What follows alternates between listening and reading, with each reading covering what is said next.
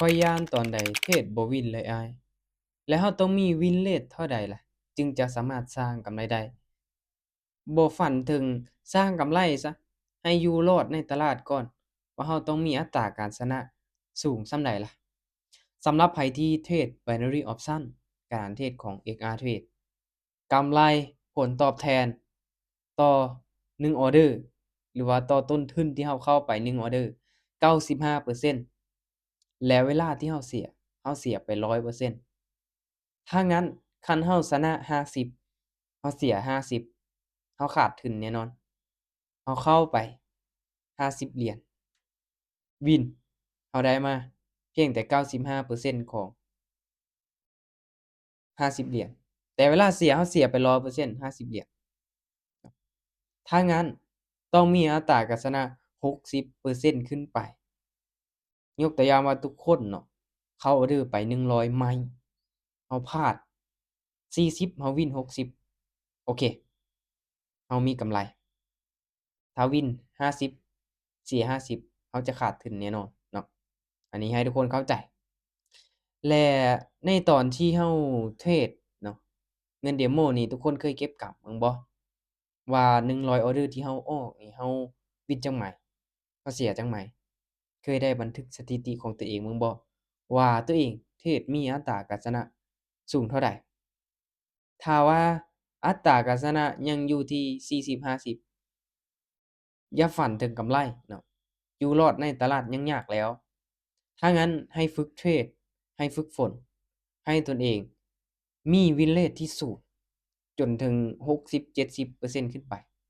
เดี๋ยวทุกคนมาเบิ่ง win rate ของข้อยเนาะบางมื้อข้อยเองก็ win rate น้อย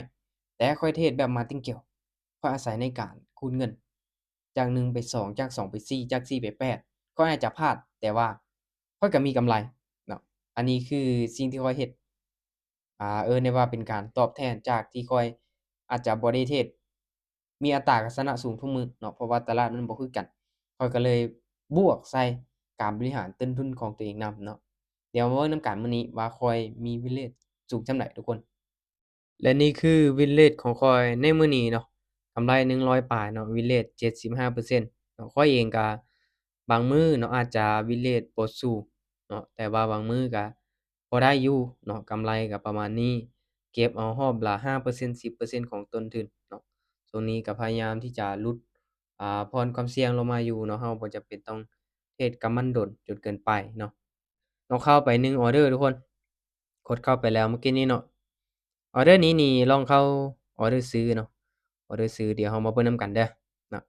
อาจจะเป็นขาขึ้นสลับเนาะแต่ว่า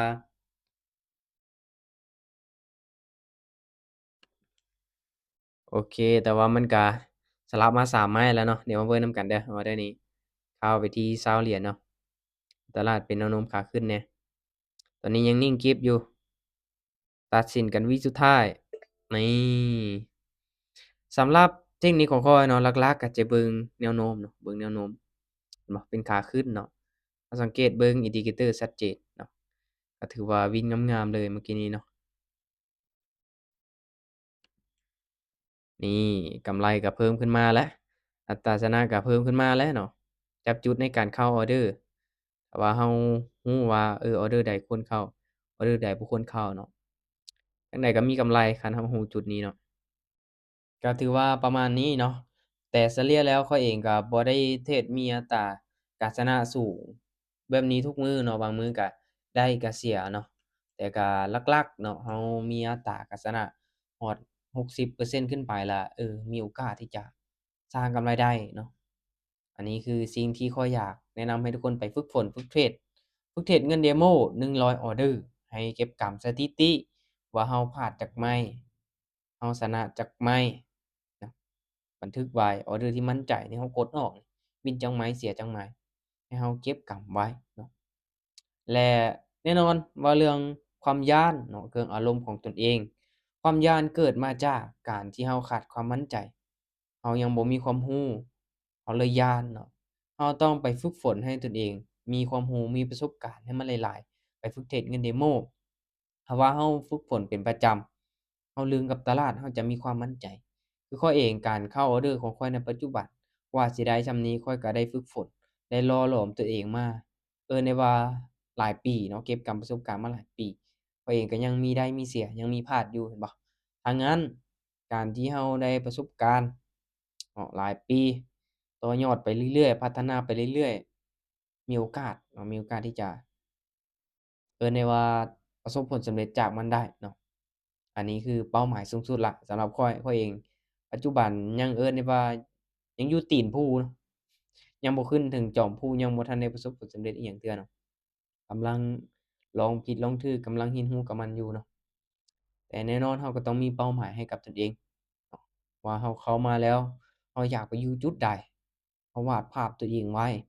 แล้วก็คอยพัฒนาตัวเองไปในแต่ละมื้อเนาะบ่มีไผที่จะเกิดมาเก่งเลยทุกคนจะเก่งได้ก็ต้องได้ผ่านกระบวนการศึกษาเรียนรู้เนาะ โอเค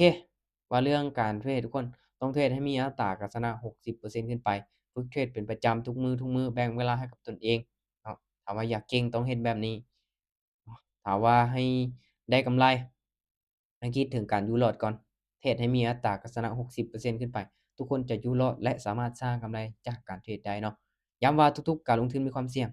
การเทรดการลงทุนแฮ่งมีความเสี่ยงสูงไผที่อยากศึกษาทางด้านนี้ให้ศึกษาหาความรู้ดีๆให้นำเงินเหรียญมาลงทุน เนาะสำหรับทุกคลิปที่ข้อยเฮ็ดลงไปบ่ได้เป็นการแนะนำหรือว่าชักชวนให้ทุกคนเข้ามาเทรดตามแต่อย่างใดเป็นเพียงการแชร์แบ่งปันความรู้ให้กับคนที่กำลังเทรดกำลังลงทุนอยู่ในโอกาสนี้อยู่เนาะย้ำว่าความเสี่ยงสูงหลายเนาะโอเคกดติดตามไว้แล้วเรามาเจอกันใหม่ในคลิปต่อไปทุกคน